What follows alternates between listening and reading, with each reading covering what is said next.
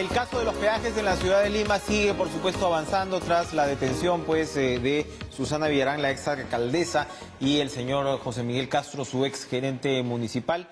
El debate en torno a la viabilidad de estos peajes, la posible corrupción que puede haberse dado detrás de su gestación, tanto en el caso de los peajes que originalmente estaban en manos de Odebrecht como de OAS, continúa, y el presidente de la República, Martín Vizcarra, ha señalado que habría pues una posibilidad efectivamente de reevaluar los contratos. Sin embargo, ha hecho la salvedad pues que esto le corresponde a la Municipalidad de Lima. Por su parte, el alcalde Jorge Muñoz se reunió con el defensor del pueblo, Walter Gutiérrez, con quien anoche conversamos en amplitud sobre el tema de los peajes, y han señalado que en los próximos días darán a conocer qué tipo de decisiones son las que se ha tomado. Recordemos que ambos peajes pues enfrentan arbitrajes millonarios, tanto en Washington como en París, ¿no? Washington en el caso del peaje que era de Odebrecht, ahora el 25% es de Odebrecht, y en París el peaje que fue gestado, fue contratado, concesionado por OAS, y ahora está en manos de la francesa Vinci, que precisamente ha emitido un comunicado, ahora que vamos a comentar con el concejal Ian Guimaray de Acción Popular, concejal por supuesto de la Municipalidad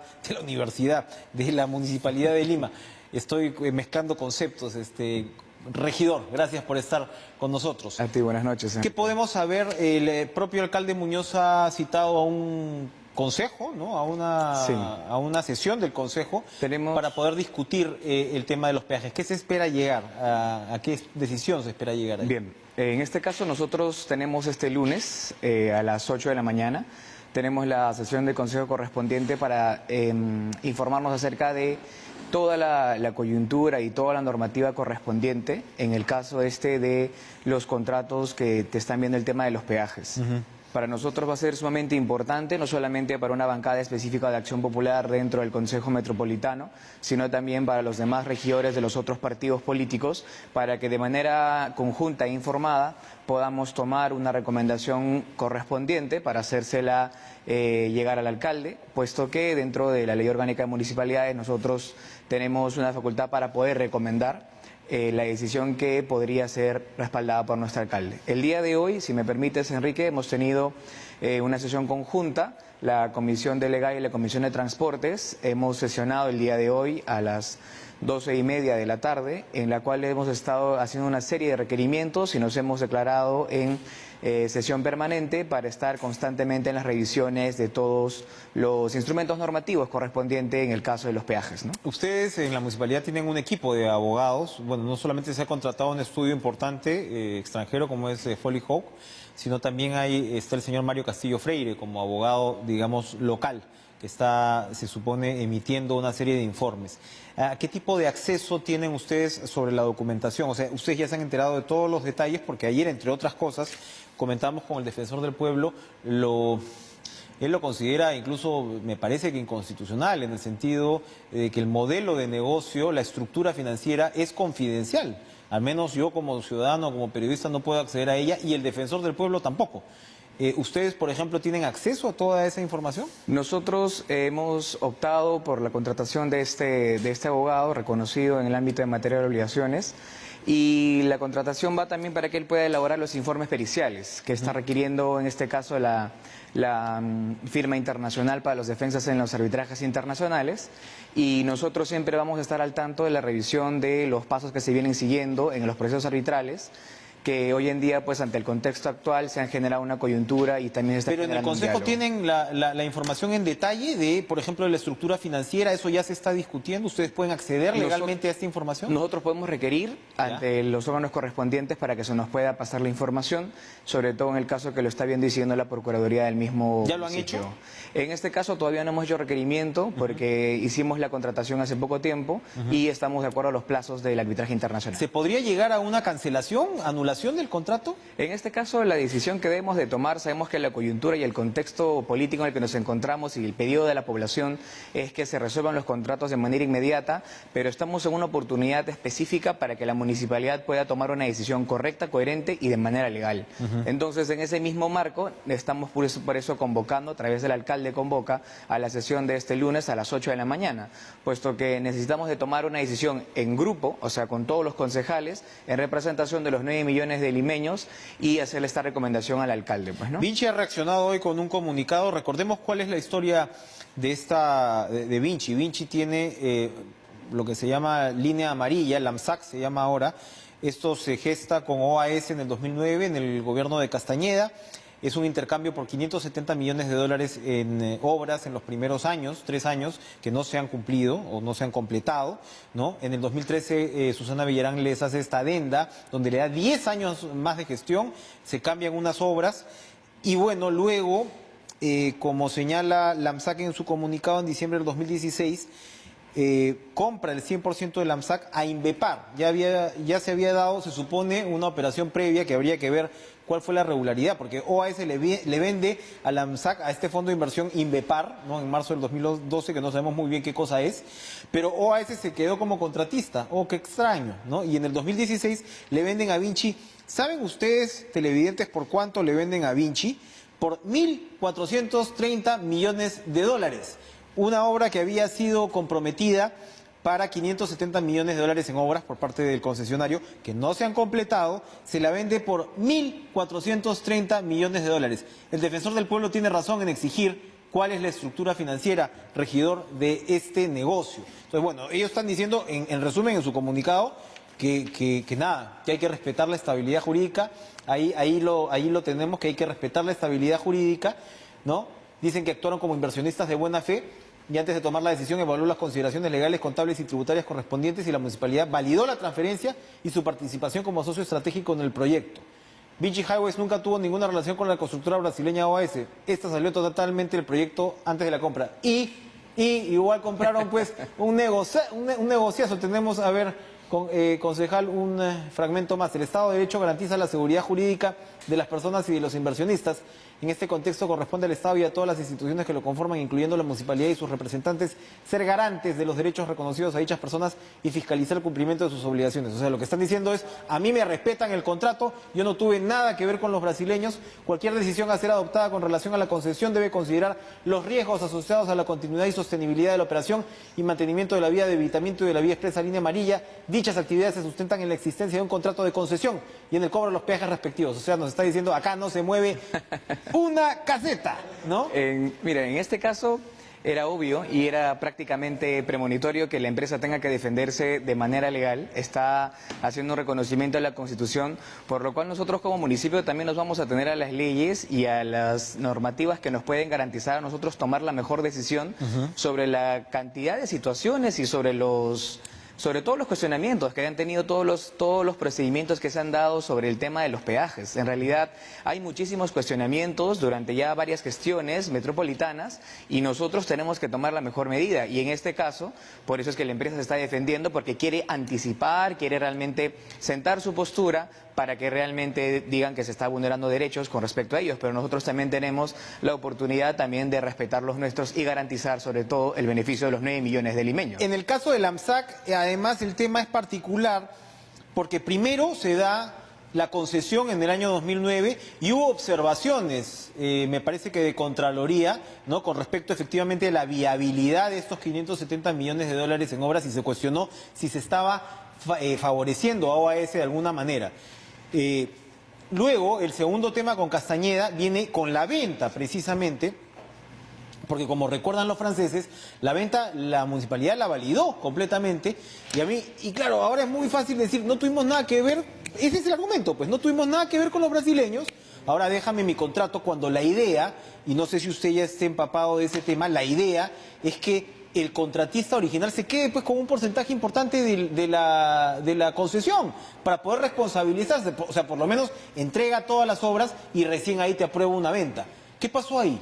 Mira, ¿qué sabemos de ese momento crítico? En este caso, las investigaciones de Contraloría y los informes que han generado han resaltado una serie de cuestionamientos necesarios de revisión del Consejo Metropolitano, porque las decisiones que se han tomado en las gestiones pasadas han permitido, a través de una serie de herramientas legales, que se permitan toda la gran mayoría de beneficios que tienen las empresas de peaje, en este caso. Entonces, lo que nosotros ya tenemos que hacer en este momento es convocar el día lunes informar a todo el Consejo Metropolitano sobre cuáles van a ser las causas, las consecuencias jurídicas de cualquier tipo de las decisiones que vayamos a tomar en el mismo marco del respeto a los propios contratos. Y nosotros tenemos que ya sentar una postura clara y vamos a empezar este diálogo el día lunes. Ya las comisiones de transportes ilegal convocados por los presidentes J.D. Quiroz y Eduard Díaz, que son los presidentes de ambas comisiones, en la declaración de comisión permanente vamos a hacer los requerimientos correspondientes. ¿Para qué? Para que podamos realmente nosotros comunicar al Consejo Metropolitano. ¿Esta audiencia va a ser pública? La audiencia en este caso va a ser de acceso de acuerdo a la ley correspondiente y en respeto al reglamento. Existen oportunidades dentro del reglamento para poder dar un carácter especial, pero no se ha definido todavía esa condición. Se supone que va a ser abierta, la prensa va a poder ingresar. Toda decisión que tenga que realizarse en la sesión de Consejo Metropolitano tiene que ser aprobada por su propio Consejo. Debería ser abierta, francamente. Hay un carácter muy especial ahí, Enrique, permíteme adelantar. Vamos a discutir una estrategia legal, la cual sí es muy importante que tenga que mantener el debate correspondiente y que no se permita la filtración correspondiente para que no salgan este tipo de comunicados diciendo que la municipal no puede hacer tal, no puede hacer tal o no puede hacer tal. Ahora, y por supuesto le decía el tema de Castañeda, ¿no? Pero también el tema de Susana Villarán, o sea, el cambio de esta adenda no corresponde, pues le dan 10 años más. Imagínense, estamos hablando de... Si yo estoy como francés, estoy pagando, como Vinci, mejor dicho, para que no piensen que uno es antifrancófono de ninguna manera. Si Vinci está pagando 1.430 millones de dólares, imagínate el negocio que esto puede representar. O sea, estamos hablando de que la municipalidad entregó su gallina de los huevos de oro, porque en este caso el peaje del evitamiento, su gallinita si quieres de los huevos de oro, pero no, era el peaje de evitamiento, que ya está armado, que no había que crear demanda, ¿no? O sea, ya la tenían fácil por digamos, cacahuates. O sea, porque si luego se ha vendido esto de esta forma, Villarán recibe 3 millones de dólares dice que para salvarnos de la mafia, ¿no? Recibe 3 millones de dólares y les da 10 años más de concesión. Luego recibe 4 millones de dólares y les da esta adenda que les reconoce 136 millones de dólares, no una adenda, un trato directo, que les reconoce 136 millones de dólares por terrenos no liberados, ¿no? Para el desarrollo de la concesión. O sea, era un negocio redondo. O sea, tú das 4 millones y te devuelven 150. O sea, ¿quién? Mira, Enrique, por favor, díganme qué AFP o qué entidad bancaria no nos puede, para no hablar pues de un negocio como el narcotráfico o más allá. Es un negocio redondo, es un escándalo. Acá pasa que en todas las investigaciones que se están realizando, tenemos que ver que las gestiones pasadas han hecho una serie de acuerdos y de decisiones usando marcos legales para poder refrendar la decisión que han tomado. Y en este caso, usar la normativa legal para poder realmente encubrir este tipo de acciones no ha sido lo más adecuado para la municipalidad, para esa época. Lo que nosotros tenemos que hacer ahora es... No, porque a veces la ley aguanta todo, ¿no? O sea, te pueden decir, no, esto fue totalmente bajo un marco jurídico, yo con eso puedo armar lo que sea. Pero bajo la misma ley no se puede usar de manera perversa las normas para poder generar una serie de beneficios o usar normativa para poder refrendar una serie de actos que no tienen nada que ver y al final acá hay un beneficiado. Lo que nosotros Esto es leonino, además hay conceptos de contratos leoninos que finalmente pueden ser modificados. ¿Estos contratos tienen cláusula anticorrupción? En este caso, los contratos no tienen una cláusula anticorrupción. Eso es importante. Si hubiera tenido una cláusula anticorrupción, créeme, Enrique, creo que ya estaríamos todos con un mayor alivio porque podríamos activarlas, pero cuando se negociaron estos contratos y a través de las adendas que han recibido... Pero claro, porque seguramente fueron negociados en el marco de la corrupción, entonces no te ibas a poner una cláusula anticorrupción porque era dispararte al peaje, literal. Hay una serie de controversias que tenemos que analizar y los regidores metropolitanos tenemos que sumarnos este lunes a hacer una vez las investigaciones y lo principal que debemos hacer es no convocar a la población a la revuelta, ya hay un tema a las medidas, que sepa la población ahorita a través de tu programa, ¿verdad, Enrique? Muchísimas gracias, que el Consejo Metropolitano, a través del alcalde Jorge Muñoz, ya ha puesto el debate sobre la mesa y nosotros tenemos que empezar a generar los informes, la investigación correspondiente y a tomar las decisiones. Y sería muy agradable en realidad que todas las decisiones vayan a favor siempre de todos los limeños. Sí, porque no, y además esto también hay que recordarlo, tiene que ser una suerte de tarea, como usted dice, pedagógica de alguna manera. Sí. No le vas a decir a la gente que vaya a quemar pues las casetas, y además el sistema de peajes es un sistema que cuando funciona bien la ciudad puede salir realmente beneficiada y el ciudadano puede salir beneficiado, y eso ocurre en todas partes del mundo. Hay gente que no quiere peajes, bueno, pues ya, pero ocurre en todas partes del mundo capitalista y es una realidad. Pero una cosa es la rentabilidad que pueda obtener una empresa a partir de esta concesión y otra cosa es lo que nos estamos... En el tema de la discusión de si puede ser beneficioso o malo para la población, en realidad también hay que discutir las formas de cómo se llegaron a que se apruebe el contrato. Entonces, en ese mismo marco, usando las leyes para poder infringir la ley por lo que estamos viendo hoy en día a través de las declaraciones de la exalcaldesa también, es importante nosotros tener ya todo esto e iniciar ya el debate el día lunes. Por eso creo y considero que ninguno de los regidores debe de convocar a la población a que se levante para generar una controversia más fuerte. Lo que tienen que ellos que saber es que sus regidores están representando y van a discutir este tema. Ya tenemos comisiones en declaración permanente y lo que tenemos que hacer ahora es sentarnos y discutir. Sé que otros regidores están convocando un poco a la revuelta, pero no me parece la vía idónea, porque lo que tenemos que hacer ahora lo tenemos que hacer de manera estratégica, de manera legal y de manera muy, pero muy coherente. Serenos, firmes y con la ley en la mano. Como siempre. Gracias, concejal Ian Guimaray, por acompañarnos. A usted, Enrique, muchas gracias. Vamos a una pausa, regresamos con más en Caracas.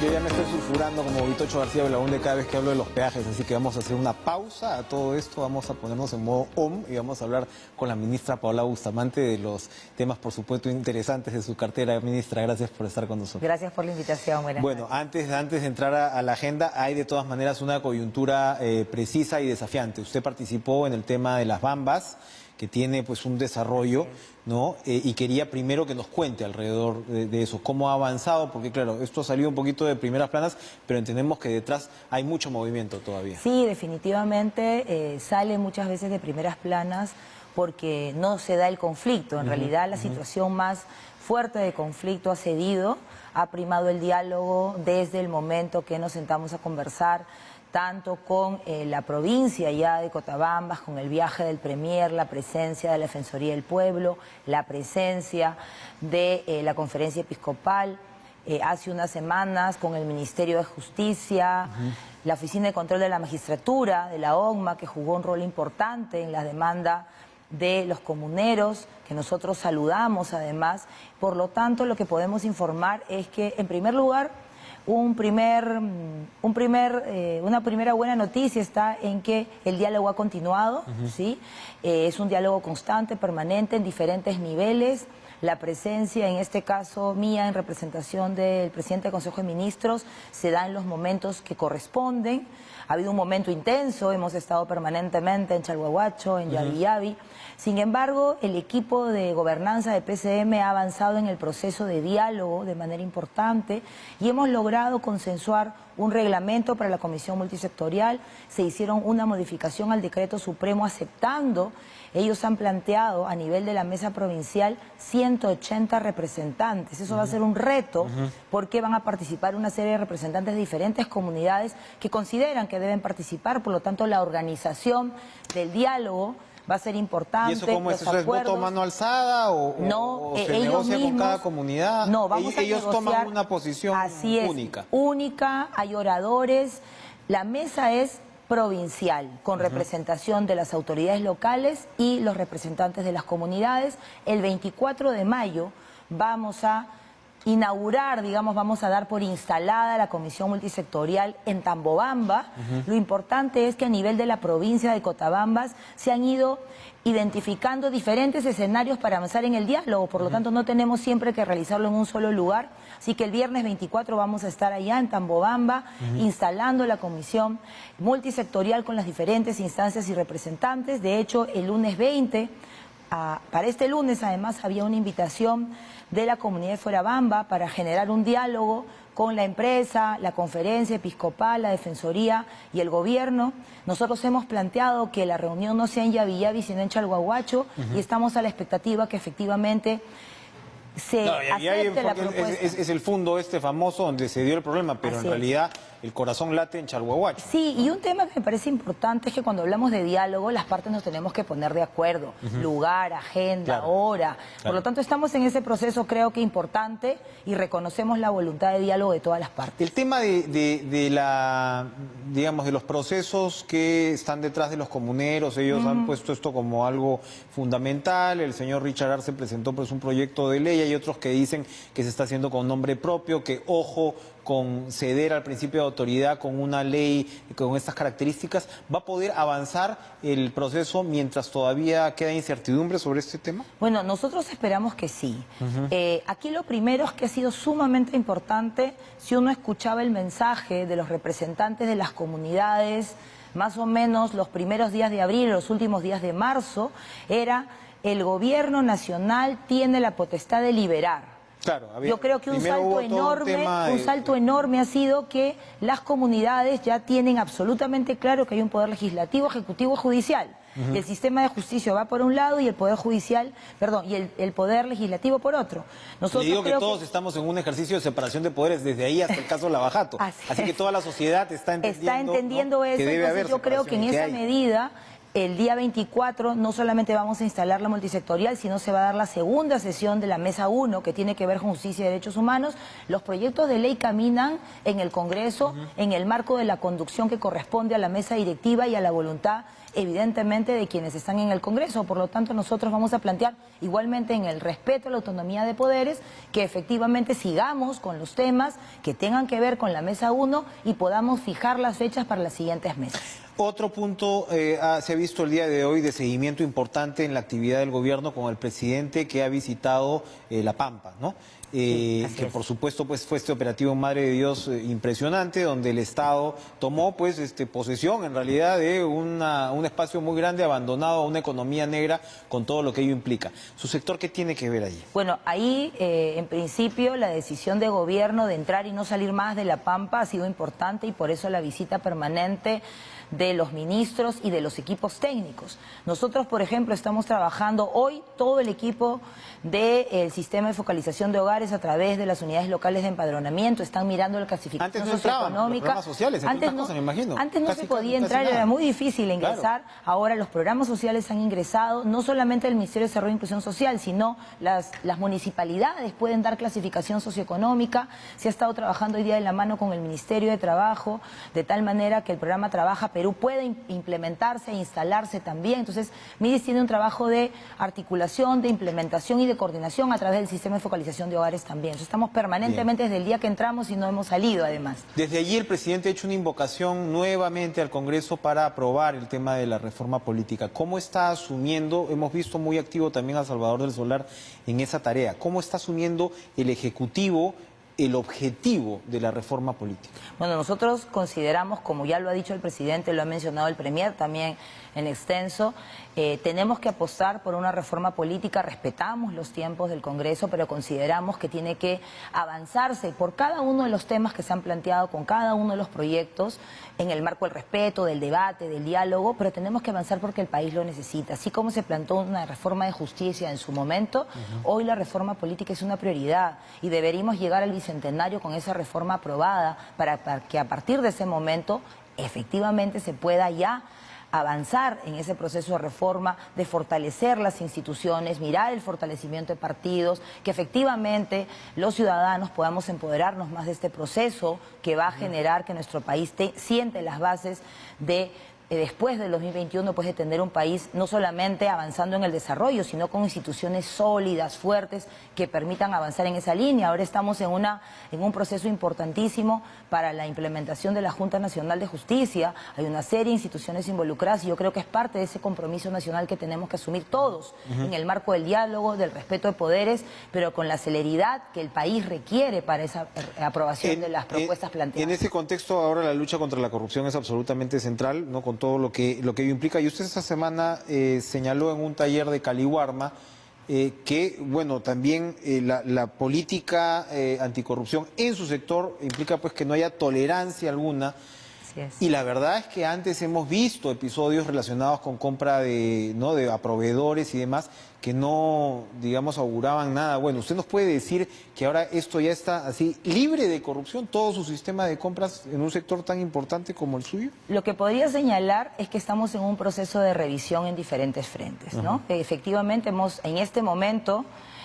tenemos un taller, y hasta mañana todavía, con todos los jefes de unidad territorial del programa Jaliwarma, porque estamos haciendo primero revisión de bases, de cómo se están generando los seguimientos a las ejecuciones de los contratos. Hemos mirado, por ejemplo, hay un tema sumamente importante que señalas, Enrique, y está relacionado con qué productos compra el programa Jaliwarma.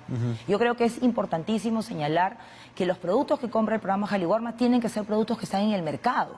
Jaliwarma hace algún tiempo alertó al país de los anisakis en una conserva, ¿no?, de producto hidrobiológico. Eso significa que la calidad de la supervisión del programa Jaliwarma antes que un niño en el colegio pueda consumirlo es sumamente importante. Y por eso la importancia de comprar productos del mercado. Hemos identificado que se han tomado decisiones respecto a que hayan productos que no estaban en el mercado.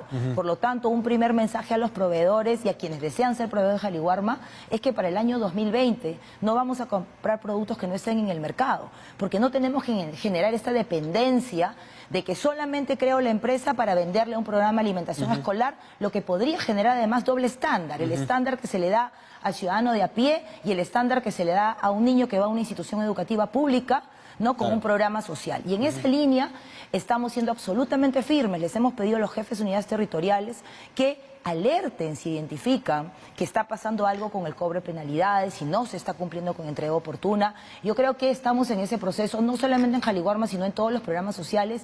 Y permíteme comentarte y comentarles a todos los que nos están viendo. Hace más o menos 3 semanas detectamos en Huánuco, ¿sí?, una oficina enorme con el logo del Ministerio de Desarrollo e Inclusión Social, que era una oficina que estaba estafando a los ciudadanos de Huánuco. Habían logos, computadoras, Facebook con fotos de las personas que se supone que trabajaban conmigo, con mi imagen, señalando que eran personas de mi confianza. Las personas, felizmente, la Fiscalía actuó inmediatamente. ¿Cómo delinquían? O sea, estafaban a las personas, les ofrecían trabajo, ofrecían ganar procesos en alimentación, pedían dinero, y por lo tanto en este momento tenemos 2 personas ya felizmente detectadas. Es una organización criminal, están con prisión preventiva y esperamos que efectivamente el Ministerio Público, así como el Poder Judicial, sea muy riguroso, porque hay mucha gente que ha sido estafada, ¿no?, y engañada, y por lo tanto aprovecho para alertar a la población. Acabamos de enterarnos hoy día que también en una zona de Lima se ha identificado, básicamente en Chosica, que habían personas inescrupulosas estafando a usuarios de pensión 65, diciéndoles que si les pagaba 50 soles les iban a aumentar el monto de los 250. Gente que no estaba en el ministerio también. No está en el ministerio, que es desconocida, que de repente engaña a las personas. Entonces, estemos alertas, no hay cobro de ningún servicio, todos los servicios son gratuitos, y cualquier cosa denuncien y generen la alerta necesaria. Importante. Los agricultores que también están pues en su proceso, tuvieron un paro esta semana, corren estos 60 días de negociación de alguna manera con el sector, y lo comentábamos con la ministra Muñoz, tienen como casi primer punto de la agenda que les compren más, que el Estado le compre más. ¿Su sector le compra a los agricultores?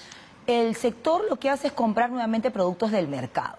Y lo que nosotros hemos hablado, no solamente con la ministra Fabiola Muñoz, también con la ministra Lucía y con la ministra Rocío, Producción, Ambiente y Agricultura.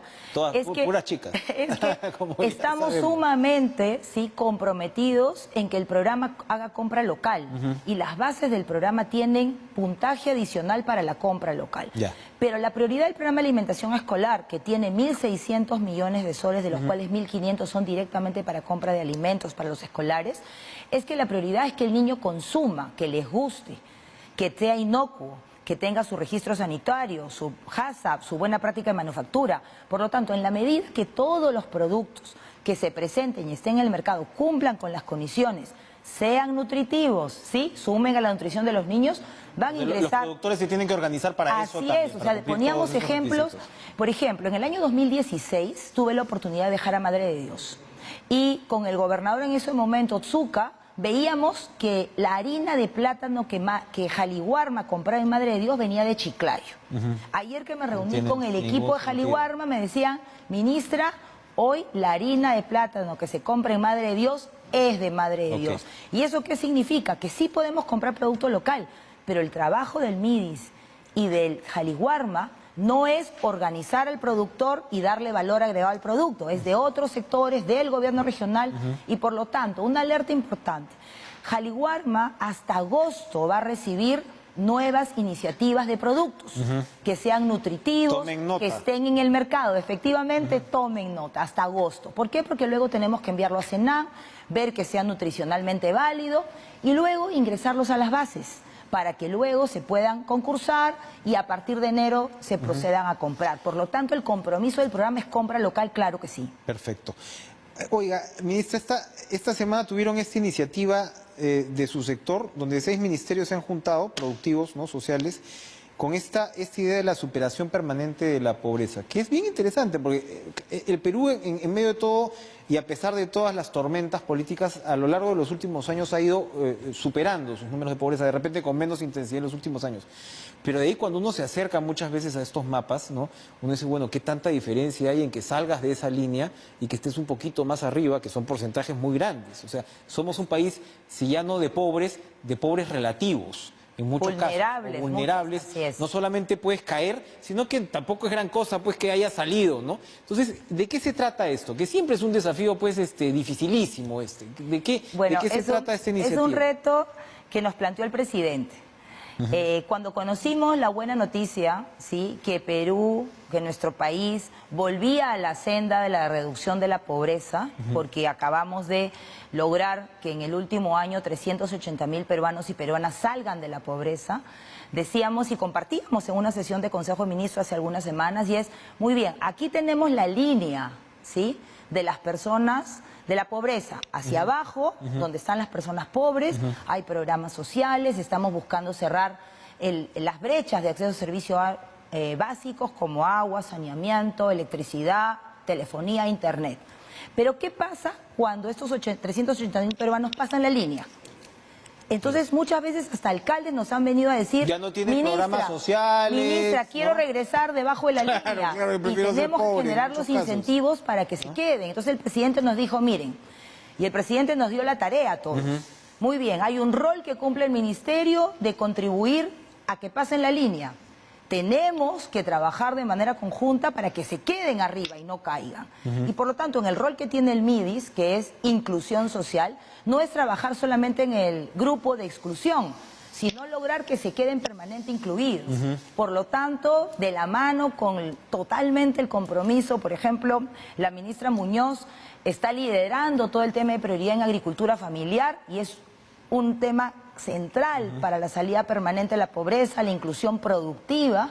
Por lo tanto, vamos a trabajar y estamos ya con un equipo de trabajo de varios ministerios, como bien lo he señalado, comercio exterior, agricultura, ambiente, produce. Nuestra meta es que en 2 semanas debemos presentar la primera propuesta a la Comisión Interministerial de Asuntos Sociales, la CIAS, que lidera PCM, que lidera la política social del país, porque esto está directamente vinculado con la política social. Y esto debe tener un pie puesto en el tema de formalización también, ¿no? Porque evidentemente todo ese sector que está en ni lo uno ni lo otro, pero informal es. De hecho, uno de los temas es que el grupo informal podría no ser pobre y estar en el grupo de vulnerables, y porque alguien de la familia se enferma, cae. Claro. Entonces tenemos que trabajar vulnerabilidad en salud, estamos trabajando con la ministra de Salud, con la ministra Zulema. También hay vulnerabilidad en nuestro país por riesgos. Entonces es todo un proceso, pero en esa línea, pensando en el desarrollo, tenemos también importante decisión respecto a buscar el desarrollo en todo el corredor minero y en el oleoducto, alrededor del oleoducto. ¿Por qué? Porque tenemos que generar ahí, como dice el presidente Vizcarra, donde hay riqueza en el subsuelo, tenemos que generar bienestar para las comunidades. Entonces ese es un compromiso de gobierno también. Muy bien, para terminar, teníamos pendiente, por supuesto, cuál es, como usted tuvo un inicio un tanto accidentado en medio de todos estos problemas, teníamos pendiente que nos explique un poco las metas, que usted ha regresado al ministerio, ya conoce este sector y evidentemente, bueno, ha regresado con una situación específica. Quería que en 1 minutito y medio, 2, nos explique cuáles son las metas que usted quiere plantearse ahora, digamos, en esta nueva experiencia, en este mismo ministerio. Bueno, 2 grandes ejes en el ministerio, y es que el ministerio es un articulador y coordinador de la política social. Por lo tanto, este trabajo de coordinar y articular a nivel del gabinete, bajo el liderazgo del presidente, la salida permanente de la pobreza. Y el segundo tema, que es central, está vinculado con la prioridad en los niños, en la primera infancia. El presidente ha planteado como gobierno una apuesta en la lucha contra la anemia y la reducción de la anemia y seguir con reducción de desnutrición crónica infantil, y por lo tanto el concepto de desarrollo infantil temprano, tener niños seguros, felices, que crezcan con igualdad de oportunidades, que respetemos la cultura, las costumbres y sus valores, es trabajar por el desarrollo infantil temprano con un enfoque del territorio. Vamos a trabajar muchísimo con autoridades locales y con autoridades regionales, porque el desarrollo del país nace sobre la base de la gestión del territorio, priorizando la infancia y con este enfoque de salida permanente de pobreza. Y en paralelo, fortalecer los programas sociales que están a cargo del MIDIS, que efectivamente cuando me fui teníamos 5 a cargo, y ahora además tenemos el programa Contigo, que vino del Ministerio de la Mujer. Nos han encargado además, así como en su momento el PCA, que es el programa de comedores por complementación alimentaria, nos han transferido. ¿Son muchos programas sociales? ¿Usted cree que son muchos? No, son los que se necesitan, pero hay programas sociales que son permanentes y hay otros que son temporales. Entonces tenemos tambos, tenemos plataformas itinerantes, las PIAs, así que es fortalecer y consolidar los programas sociales, mejorando como siempre la calidad, y nos hemos propuesto reactivar todo el tema de los ISOs, ¿sí? De gestión de calidad de cada uno de los programas sociales. Muy bien. Gracias, Paola Bustamante, ministra. Muchísimas gracias a ustedes por acompañarnos esta noche. Hace algunos días estuvo el jefe de los tambos y efectivamente es una experiencia sumamente interesante en la que se está llevando a cabo. Gracias otra vez, suerte en la gestión. Vamos a hacer una pausa y regresamos con más.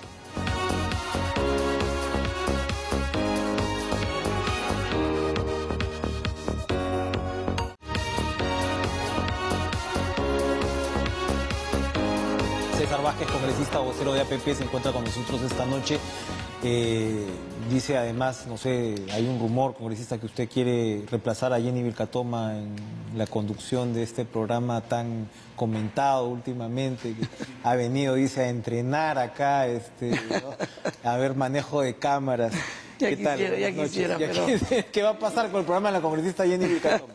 Ahora, es rarísimo porque Daniel Salaverry dice, ¿ese programa de quién depende? De la vicepresidencia. ¿Que ocupa quién? Jenny Vilcatoma. Eso está bueno, ¿eh? Yo también quiero... Es un lavado de manos. Yo quiero al Congreso de esa manera, que curioso. Al Congreso no venimos a hacer televisión, pues. O sea, no, pues claro. Creo que tenemos otras funciones que nos ha encargado el pueblo. Sí, pues no, bueno, el programa se ha vuelto famoso, ¿no? A raíz de todo este tema. ¿Qué va a pasar con la denuncia constitucional contra el exfiscal de la Nación, Pedro Echavarri? No se ha aceptado. Si nos ceñimos estrictamente al cumplimiento del reglamento, como debería ser, porque el reglamento tiene rango de ley orgánica, y los congresistas, sobre todo, creo que somos los primeros llamados a cumplirlo. Esto no debería verse, debería rechazarse de plano, sino hasta agosto. El reglamento, justamente en el artículo 89, en numeral M, dice que cuando una denuncia constitucional haya sido archivada en cualquiera de sus etapas, ¿no? Sea a nivel de la subcomisión, a nivel de la permanente o en la última etapa, que es en el pleno, no podría ser retomada, reactivada, otra denuncia sobre los mismos hechos, sobre la misma persona, en el mismo periodo legislativo. Tendría que esperar... Así sea, en este caso, la fiscal de la Nación la que está presentando. Así sea, el tema Papa es que el destinatario o el aludido en la denuncia. Yo creo que hay un reglamento, y eso también deberían conocerlo en la Fiscalía, que exige que para poder ser atendida una nueva denuncia constitucional tiene que ser en un nuevo periodo legislativo y además con nuevas pruebas. Las nuevas pruebas yo creo que sí tienen que haber, porque la primera denuncia que hicieron, la 301, sobre este caso del lacrado, que lo hicieron 2 congresistas, esa denuncia la hicieron apurados cuando recién salió todo el escándalo. Y no incluía los últimos vaivenes en las declaraciones de quienes estuvieron ahí. Cuando la ex asesora decía, se autoculpaba, sí, claro. Pero luego ya dijo su versión distinta, y eso es una prueba testimonial, que basta con eso, ya puede ser considerada una nueva prueba y podría ser atendible esta denuncia, pero en un nuevo periodo legislativo. Si no, quienes quieren hacer lo contrario estarían hasta Bien. o hasta queriendo beneficiarlo, ¿no? Como nos lo está diciendo el reglamento, entonces es bastante claro en términos Así es. de los plazos y habrá que esperar en ese caso Así hasta es. agosto. Y lo han dicho muchos constitucionalistas ya hoy, o sea, es cosa juzgada en ese aspecto. Así que por más que a muchos no les guste el señor Chavarri, pues hay que cumplir en este caso el reglamento. Ahora, el otro tema es el Congreso también ha rechazado, la Comisión de Constitución ha rechazado la propuesta del Ejecutivo para que regular la inmunidad parlamentaria, ¿no? Finalmente, bueno, primó el hecho de que esto no vaya a pasar a la Corte Suprema. Hay también argumentos a favor y en contra. ¿Cuál es su opinión al respecto? Hay quienes dicen que el Congreso tiene que dar pues una señal inequívoca a la ciudadanía de desprendimiento, ¿no? Y claro, uno se pregunta, ninguno de estos va a estar pues en el próximo Congreso, ninguno de sus colegas va a estar ahí. Entonces, ¿por qué tanta preocupación por mantener la inmunidad tal y como está? ¿Qué nos puede contar al respecto? Sí, en principio la inmunidad es una prerrogativa institucional, y que no solo la tiene el Congreso, la cosa, el presidente, los ministros y muchos funcionarios de alto nivel en el país, ¿no? Y lo que busca es precisamente proteger la función que ellos realizan. Ahora, la propuesta del Ejecutivo, tal como está, encaminando a que quien pueda levantar la inmunidad sea el propio Poder Judicial a través de la Corte Suprema, yo creo que no es la más adecuada, porque si quien te está investigando, quien te está acusando es el Poder Judicial, o sea, él mismo va a ser juez y parte en la decisión final. Si se supone la inmunidad, tendría que levantarlo un órgano autónomo para que garantice que no haya persecución política.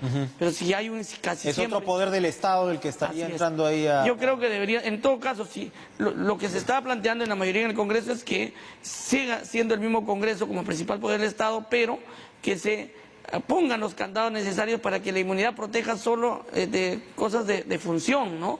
Política, ¿no? Que se evite la persecución política, que no proteja delitos, que no genere impunidad. Eso falta un poquito regularlo, porque han habido algunos vacíos que han generado esta controversia en los últimos tiempos, pero por lo demás puede seguir haciéndolo el Congreso. O en todo caso, si queremos, sería hoy como más papistas que el Papa, podría ser en todo caso una especie de Junta Nacional de Justicia, una institución formada por varias instituciones tutelares. Podría ser en Ahora, pero casos. lo cierto, pues, congresista, y de este caso hemos hablado antes, ¿no? La última vez que conversamos, me parece, se había terminado de definir la situación del señor Donaire. El señor Donaire, pues, no ha habido. Entonces, el hecho es que tal como el Parlamento ha llevado el tema, pues, no hemos encontrado, digamos, eficacia en estos casos. Eso por un lado. Por otro lado, hay especialistas que también señalan que el tema de la inmunidad parlamentaria está siendo superado en todo el mundo. O sea, no en todo el mundo, pero digamos en las democracias más avanzadas, la inmunidad parlamentaria está perdiendo peso. La idea es que el congresista de la República sea un ciudadano que responde, ¿no?, a su situación y a sus eventualidades penales como cualquier otro. ¿Qué nos puede decir al respecto? ¿El debate no debería avanzar hacia ese punto? Lo que pasa es que en muchos países quizás están teniendo una posición reactiva hacia la tribuna, ¿no? De una manera muy populista. Pero también ocurre que el poder está bajando al llano, congresista, y que un servidor y un funcionario público y un electo, pues tiene que responder como cualquiera. El problema de un congresista, incluso no solo el congresista, como le he dicho, otros funcionarios que gozan de esta prerrogativa, el problema es que muchas veces en uso de su función, por ejemplo en la nuestra, en la función de fiscalización, se enfrentan a grandes intereses, pues intereses no solamente pues con gente poderosa, digamos en el mundo empresarial. A veces también representan a los grandes intereses. Así es, ¿no? y también con gente que como vemos en el Poder Judicial también puede estar manejando a su antojo la administración de justicia, y en ese interín, en ese trabajo, pueden verse perseguidos, pueden verse callados a través de una denuncia. En uno de los mejores, creo, ejemplos tenemos lo que pasaba con Víctor Andrés García Belaúnde, cuando denunciaba, por ejemplo, a Orellana y otras mafias. Lo quisieron amedrentar con denuncias, callándolo, y si no tenía la inmunidad, tenlo por seguro que lo callaban, y no caían esas mafias. Entonces eso es lo que busca. La inmunidad no es tanto la protección a la persona como tal, sino a la institución, para que los que forman parte de la institución cumplan su función de fiscalización. Ahora, a nosotros, ¿Qué se va a hacer? Mira, O sea, finalmente se rechaza esto y ¿qué se va a hacer? a nosotros casi no nos va a proteger eso. Como tú decías, son 2 años, estamos afuera, no va a haber reelección, y lo que estamos queriendo es dejar este protocolo institucional de protección para la institución a futuro, para los nuevos, no para nosotros. Nosotros nos vamos a ir en 2 años, ¿no? Yo como cajamarquino probablemente regrese a mi región y sea un ciudadano común y corriente, y no vamos a estar, digamos, gozando de esta prerrogativa que hoy Pero la estamos señora Bartra defendiendo. dice que se van a plantear regulaciones. ¿Cuáles son esas? No, la regulación tiene que darse, yo creo que sí, porque como bien has dicho, hay unos casos emblemáticos que han generado dudas en el manejo. Por ejemplo, el tema de la inmunidad de arresto, que no está bien definida, si es que sí debe darse en primera instancia o en segunda instancia, el cumplimiento de este. Allí podríamos definir, si se define en primera instancia, que quede en primera instancia, y esa sería una forma de protección. Y si se quiere ser más garantista y proteger el defender el derecho a la presunción de inocencia, como lo establece la Constitución, que quede en segunda instancia y no genere estos debates que van a generar incomodidad a la gente, ¿no? Y con respecto a que Donaire no ha habido, creo que es porque el Ministerio del Interior no ha hecho bien su trabajo, pues, ¿no?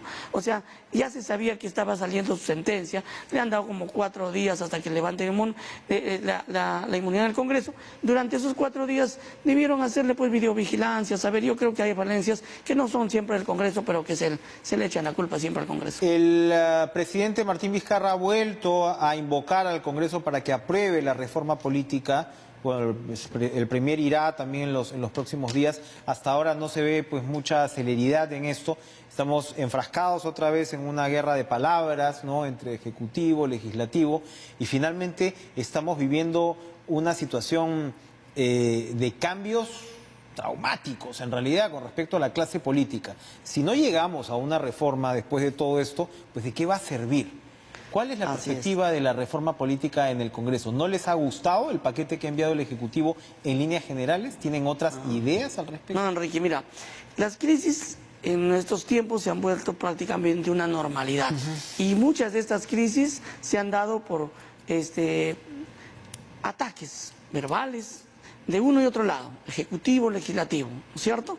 Yo creo que la reunión que acabamos de tener con el presidente esta vez está sentando buenas bases, porque ya comenzó el entendimiento. Aquí tiene que tenerse claro que ni el Ejecutivo está por encima del Legislativo, ni viceversa. Ambos tienen que respetarse. El equilibrio de poderes es la base que sustenta una democracia.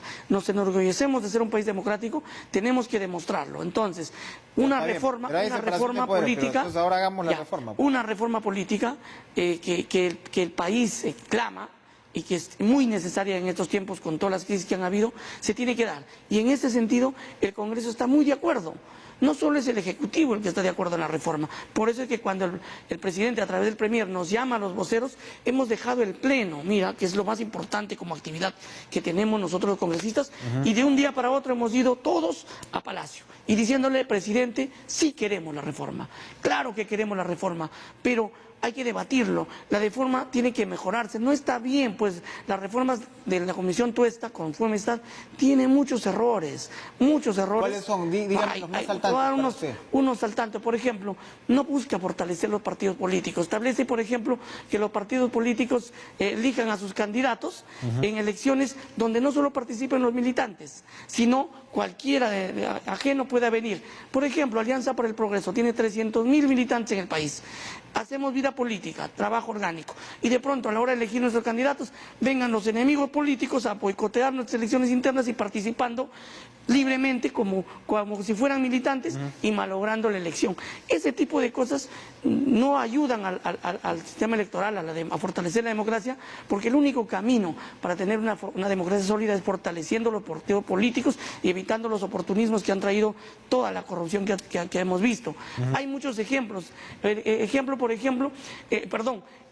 La propuesta que hace esta reforma de Tuesta, de elegir a los congresistas en segunda vuelta. Eso no les gusta. Terrible error, ¿sabes por qué? Porque pero el problema es que de ahí lo que tienes es esa mayoría legislativa.